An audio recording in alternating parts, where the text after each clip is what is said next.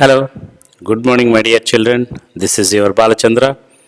Here in this video I am going to explain you right form of the words. Question number 29. So action plan లో ఇచ్చినటువంటి rising స్టార్స్కి ఇచ్చినటువంటి 10 ఎగ్జాంపుల్స్ని ఈ వీడియోలో నేను క్లియర్గా ఎక్స్ప్లెయిన్ చేయబోతున్నాను. రీజన్తో పాటు ఎందుకు ఇది రైట్ అవుతుంది అనేటువంటి రీజన్తో పాటు ఎక్స్ప్లెయిన్ చేయబోతున్నాను. సో ఈ వీడియో మీకు నచ్చినట్లయితే 10th క్లాస్ చదువుతున్నటువంటి ప్రతి ఒక్క విద్యార్థికి ఈ వీడియోని షేర్ చేయండి. 10th క్లాస్ నందు మంచి మార్క్స్ తెచ్చుకునేదానికి మీరు వాళ్ళకి సహాయం చేయండి. సో ఇక్కడ ఫస్ట్ సెంటెన్స్ తీసుకుంటే it's really dash get, getting, got. ఇక్కడ 3 వర్బ్ ఫార్మ్స్ ఇచ్చినారు. It's really dash get, getting, got, bad now. So ఇక్కడ మనం ఈ సెంటెన్స్ని తీసుకుంటే చివరిలో నవ్ అనేటువంటి ఒక ఇండికేటర్ ఉంది. నవ్ అంటే అది ఏ టెన్స్ అయి ఉంటుంది? ప్రజెంట్. ఇక్కడ ప్రజెంట్ కంటిన్యూస్ అయి ఉంటుంది. సో ఇక్కడ మనకు get verb, getting verb, got verb, ఇక్కడ 3 వర్బ్ ఫార్మ్స్ ఇచ్చినారు. జనరల్గా మనకు రైట్ ఫార్మ్ ఆఫ్ ద వర్డ్స్లో కరెక్ట్ నౌన్ ఫామ్ ఉంటుందా, అక్కడ ఇచ్చినటువంటి వర్డ్ నౌన్ ఫామ్లో రాయాలనా, అడ్జెక్టివ్ ఫామ్లో రాయాలనా, యాడ్వర్బ్ ఫామ్లో రాయాలనా అనేటువంటి correct form of the word అనేటువంటిది మనం రాయాలి.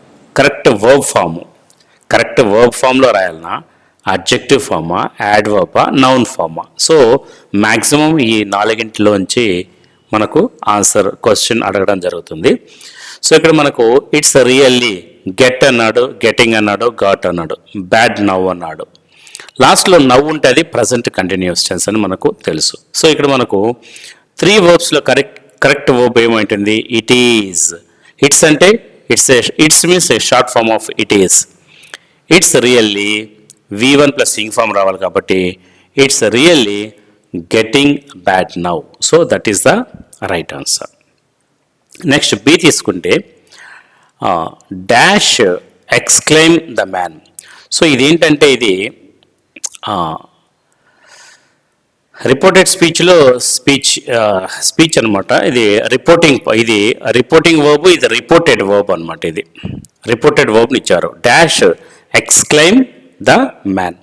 Here generally here the right answer is exclaimed. ఇక్కడ ఎక్స్క్లైమ్ ఉంది, ఎక్స్క్లైమ్డ్, ఎక్స్క్లైమ్స్ అని ఉంది. ఓకేనా? So here exclaimed is the right answer. Because ఎందుకంటే in narrative stories, dialogues, typically in the simple past tense we use simple past tense only. So for example said, asked, exclaimed అలా ఎక్కువగా మనము simple past tense లోనే అడుగుతూ ఉంటాము. So కాబట్టి ఇక్కడ ఏమొస్తుందంటే correct answer the man exclaimed. ఇది రిపోర్టింగ్, ఇది రిపోర్టెడ్ వర్బ్, ఇది రిపోర్టింగ్ వర్బ్, ఇది రిపోర్టెడ్ వర్బ్. గెటింగ్ అనేది రిపోర్టెడ్, ఎక్స్క్లైమ్డ్ అనేది రిపోర్టింగ్ వర్బ్. ఓకేనా? సో ఇక్కడ ఏమవుతుంది? It's really getting bad now exclaimed the man. ఇక్కడ కరెక్ట్ వర్బ్ను మార్చమన్నారు. వర్బ్ ఇక్కడ కూడా వర్బ్ ఇచ్చారు. ఎక్స్క్లైమ్డ్, ఎక్స్క్లైమ్స్, ఇక్కడ కూడా వర్బ్ ఇచ్చారు. సో కరెక్ట్ వర్బ్ను మనం బ్రాకెట్లో రాయాల్సినటువంటి అవసరం ఉంది. అర్థమైందా? నెక్స్ట్ సెకండ్ సెంటెన్స్ చూద్దాం. Even in the dash grim, grimmer, grimmest. So ఇక్కడ అడ్జెక్టివ్ ఇవ్వడం జరిగింది. Grimmer, grimmest. Even in the grim times, grimmer times, grimmest times. In prison when my comrades and I. So when even in the dash times in prison. So ఇక్కడ మనకు grim ఉంది, గ్రిమ్మర్ ఉంది, గ్రిమ్మెస్ట్, 3 adjectives ఉన్నాయన్నమాట. 3 adjectives ఉన్నాయి. So మనకు ఇక్కడ ఒక rule ఉంది. దా అనేటువంటిది సూపర్లేటివ్ డిగ్రీ ముందుకు మాత్రమే రాయాలి. ఈ అడ్జెక్టివ్స్లో ఇచ్చినటువంటి ఇక్కడ వర్బ్ ఇచ్చారు ఫస్ట్ దాంట్లో, సెకండ్ దాంట్లో అడ్జెక్టివ్స్ ఇచ్చారు. Grim, grimmer, grimmest. So superlative degree అనేటువంటిది దా అనేటువంటి ఆర్టికల్ సూపర్లేటివ్ డిగ్రీ ముందు రాయాలి. So even in the grimmest times in prison when my comrades and I were dash pushed pushing our limits. So ఇక్కడ తీసుకుంటే when my comrades and I dash. ఇక్కడ బ్రాకెట్లో verb ఇచ్చారు, correct verb form రాయాలి. So ఇక్కడ మనకు push అనేది రాకూడదు, ఎందుకంటే పాస్ట్ టెన్స్లో ఉంది కాబట్టి ఇది తీసేసాము, పుష్ తీసేసాము. నెక్స్ట్ పుష్డ్ పుషింగ్ ఉంది. పుషింగ్ అనేటువంటిది ఏంటంటే ప్రజెంట్ కంటిన్యూస్ టెన్స్లో వాడతాము. ఇది ప్యాసివ్ ఫామ్లో ఉందన్నమాట. చూడండి, when my comrades and I were pushed our limits. Pushed is the right answer. ఎందుకంటే ఇక్కడ సెంటెన్స్ అనేటువంటిది ప్యాసివ్ ఫామ్లో ఉంది.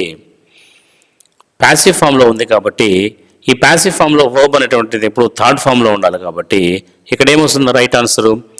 Comrades and I were pushed. So push ప్రజెంట్లో ఉంది, ఇది అసలు రాంగ్ ఆన్సరు. పుషింగ్ అనేటువంటిది పాస్ట్ కంటిన్యూస్ టెన్స్ యాక్టివ్ వాయిస్లో అయితే ఇది ఉపయోగిస్తాం.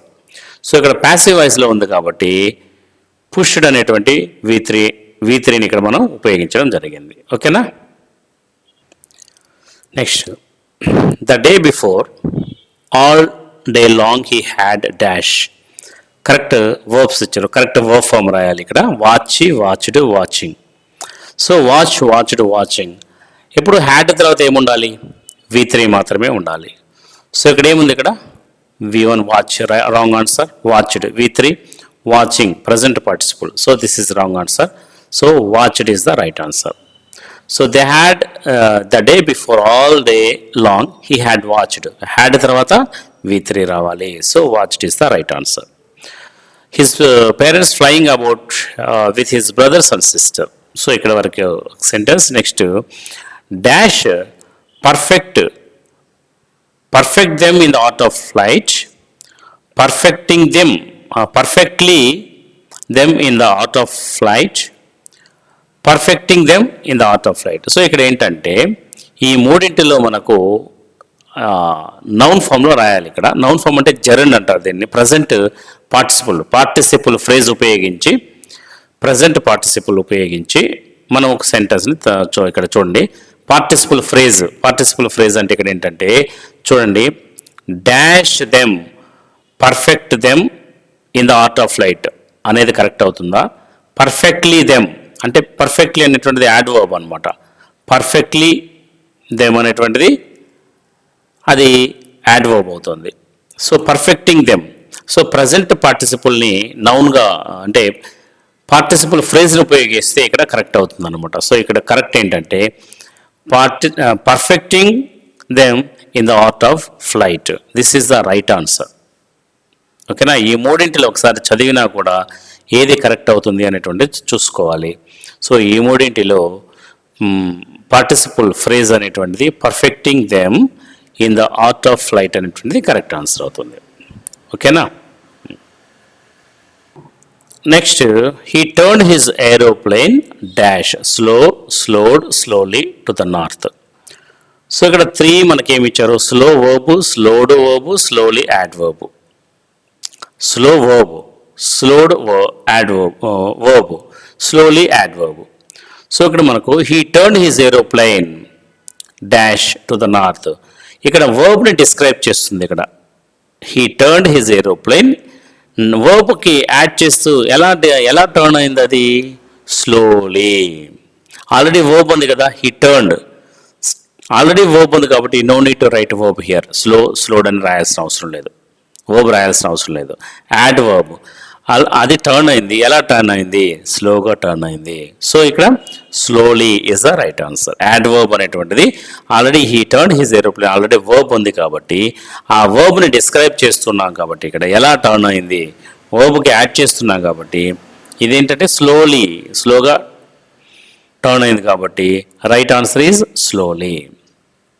ఓకేనా? In front of Dakota so that it would be easier to dash. ఇక్కడ చూడండి, TO2 తర్వాత కరెక్ట్ వర్బ్ ఫామ్ని రాయాలి. Follow, followed, following. So which is the correct one? Always after the 2 we have to write the first form of the verb. 2 తర్వాత followed, ఈడి రాకూడదు. Following verb king form కూడా రాకూడదు. సో 2 తర్వాత ఏం రావాలి?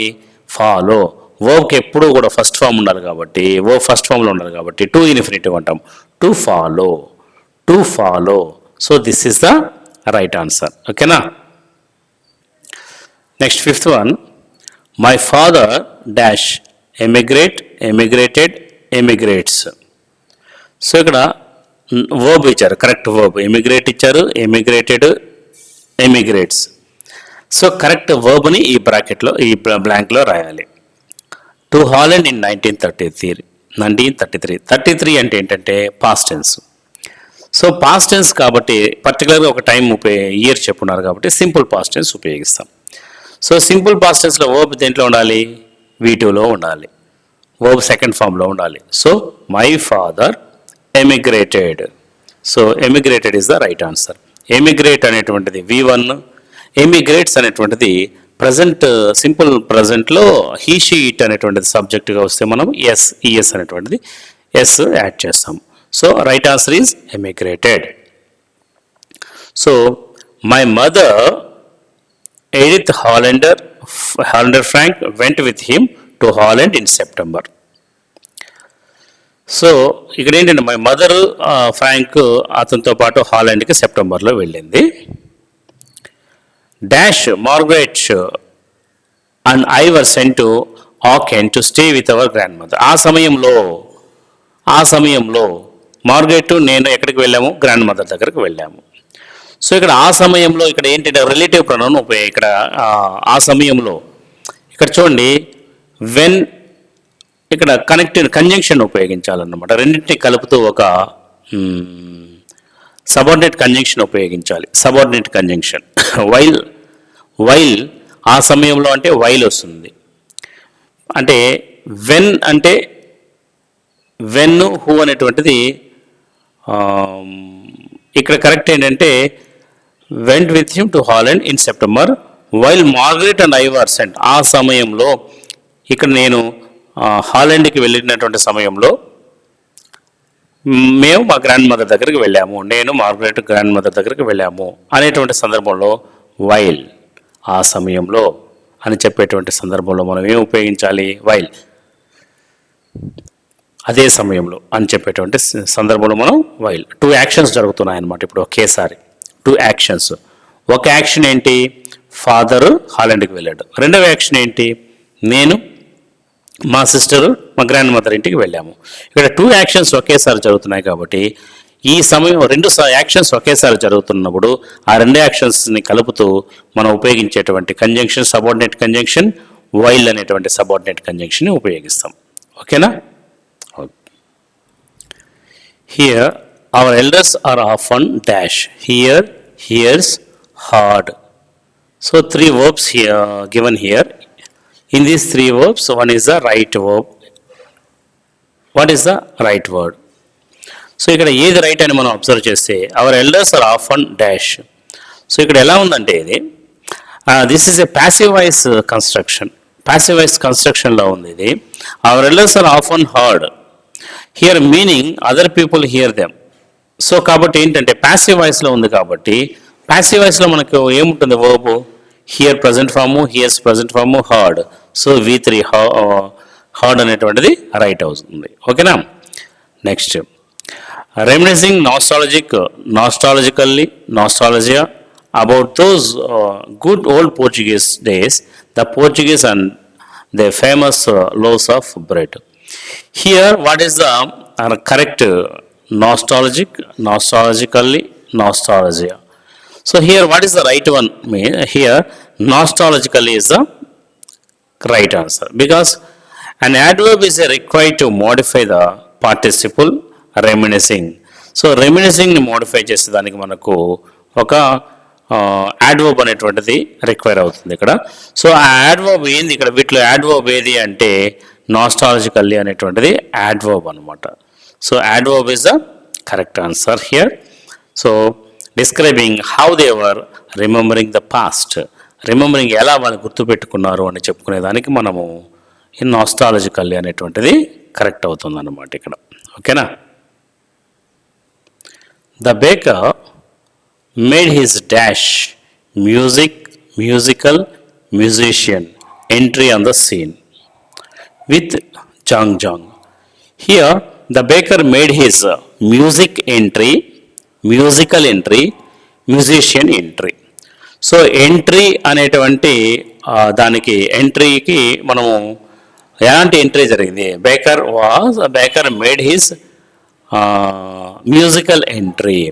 సో అడ్జెక్టివ్ అనేటువంటిది నౌన్కి ఎంట్రీ, అడ్జెక్టివ్ అనేటువంటిది యాడ్ చేయాలి.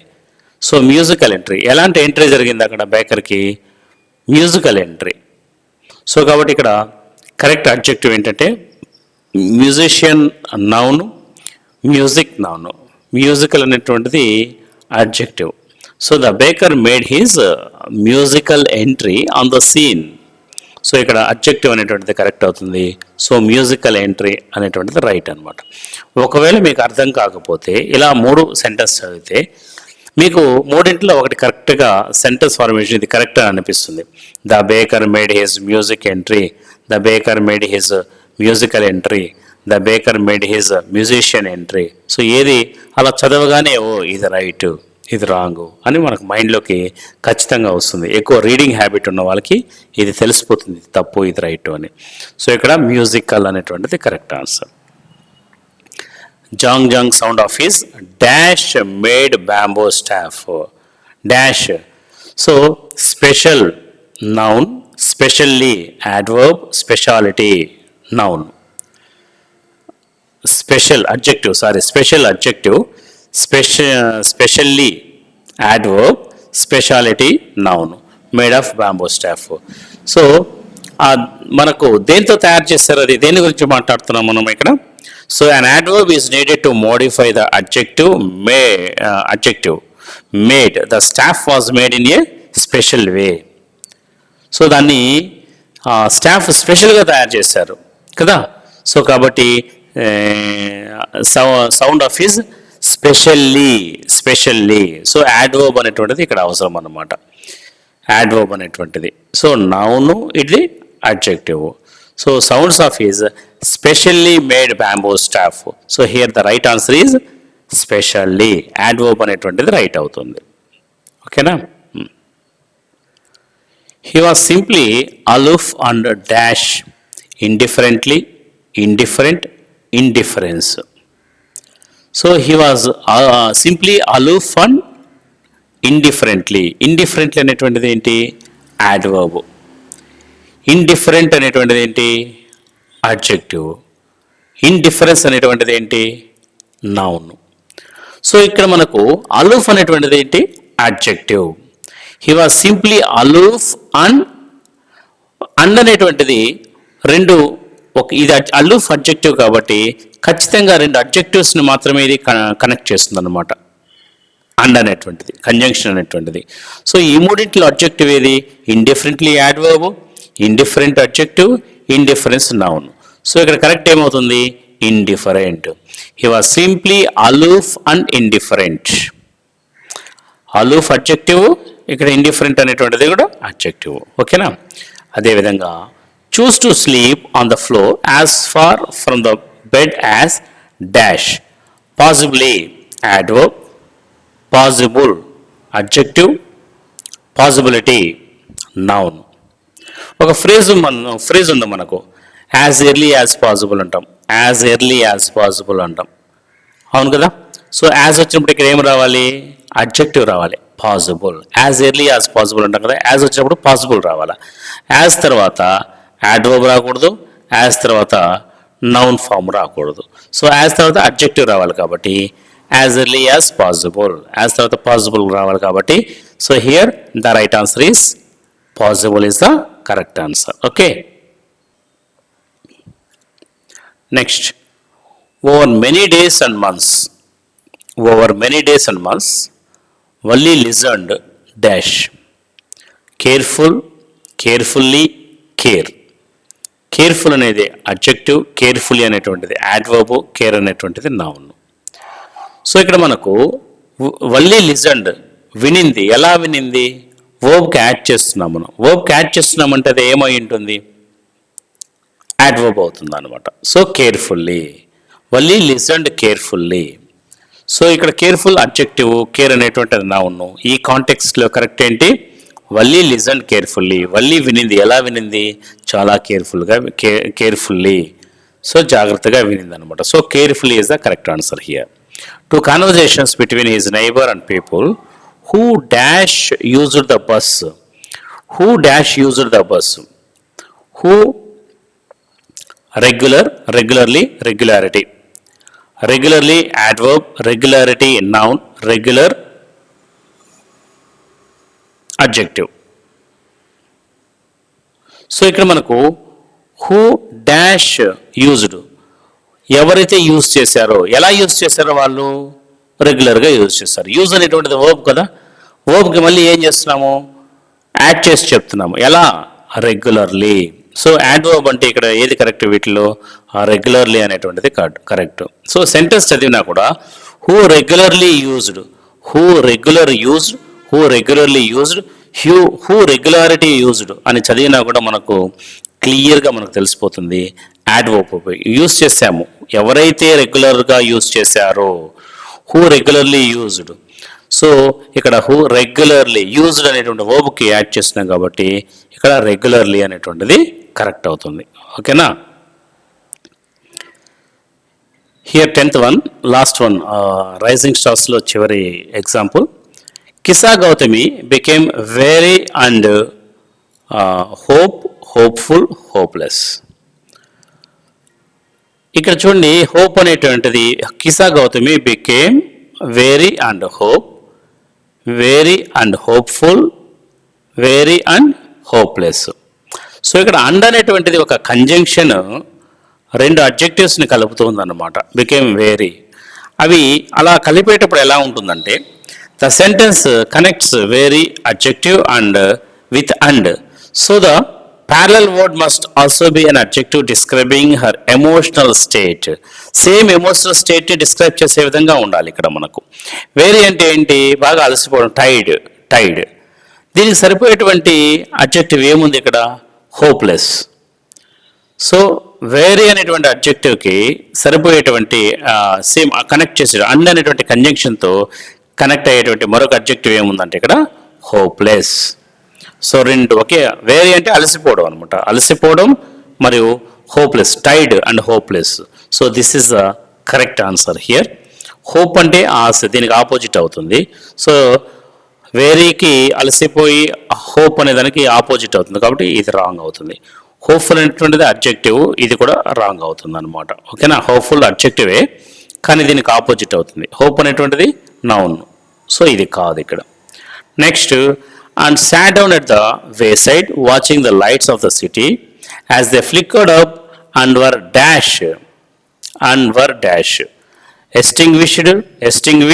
extinguishes again. ఇక్కడ చూడండి, వర్ ఉంది, యాము, ఈజు, ఆరు, వాజు, వర్ తర్వాత V1 కింగ్ ఫామ్ అయినా ఉండాలి, లేదంటే V3 అయినా ఉండాలి. V1 కింగ్ ఫామ్ ఉంటే యాక్టివ్ వాయిస్లో ఉందని, లేదు V3 ఉంటే ప్యాసివ్ వాయిస్లో ఉందని అర్థం. సో ఇక్కడ సెంటెన్స్ స్ట్రక్చర్ ప్యాసివ్ వాయిస్లో ఉంది అని చెప్పొచ్చు. ఎందుకంటే ఇక్కడ V1 కింగ్ ఫామ్ అసలు ఎగ్జాంపుల్లో మూడింట్లో ఆప్షన్స్లో లేదు. సో V1 కింగ్ ఫామ్ ఉంటే మనము అది ప్యాసివ్లో ఉందా, సెంటెన్స్ యాక్టివ్లో ఉందా అనేటువంటిది ఆలోచించాలి. సో V1 కింగ్ ఫామ్ లేదు కాబట్టి ఖచ్చితంగా సెంటెన్స్ ప్యాసివ్లో ఉంది. ఎందుకని, వర్ తర్వాత కింగ్ ఫామ్ లేదు కాబట్టి V1కి. సో ప్యాసివ్లో ఉంది. ప్యాసివ్లో ఉన్నప్పుడు వర్బ్ ఏ ఫామ్లో ఉండాలి, V3లో ఉండాలి. So extinguished is the right answer. Okay, extinguished is the right answer. So ఈ విధంగా correct form of the verbs, right form of the words, verb, adjective, adverb, verb, noun, correct noun form, verb form, adjective form, adverb form. ఈ నాలుగింటిలో నుంచి మాత్రమే మనకు find out చేసి correct ఆన్సర్ని రాయాల్సి ఉంటుంది. So thank you for watching. ఈ వీడియో మీకు నచ్చినట్లయితే 10th చదువుతున్నటువంటి ప్రతి విద్యార్థికి షేర్ చేయండి. ఈ ఛానల్ని సబ్స్క్రైబ్ చేసుకొని మరింత ఇంగ్లీష్ గ్రామర్ని నేర్చుకోండి. Thank you for all. Me Balachandra.